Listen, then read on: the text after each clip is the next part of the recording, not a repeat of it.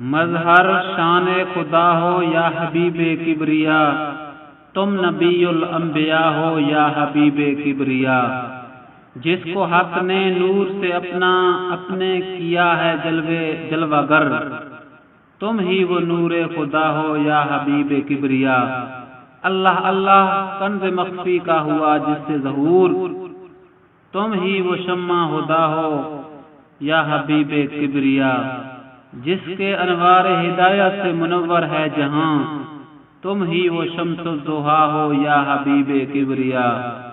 نور نے جس کے کیا ہے کفر کی ظلمت کو دور، تم ہی وہ بدر الضحیٰ ہو یا حبیب کبریا۔ سب سے اعلیٰ مرتبہ جس کا ہے مخلوق میں، تم ہی وہ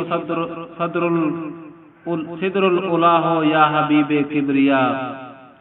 حق نما آئینہ جس کا ہے جمال با کمال، تم ہی وہ نام خدا ہو یا حبیب کبریا۔ مجھ کو بھی اپنی زیارت سے مشرف کیجیے، میری جاں تم پر فدا ہو یا حبیب کبریا۔ شوق دیدار الہی میں ہو مستغرق حکیم، روح جب تن سے جدا ہو یا حبیب کبریا۔ آج ہمارا موضوع مختصر تھا، علم و فضل کی تعظیم۔ جس نے عالم کا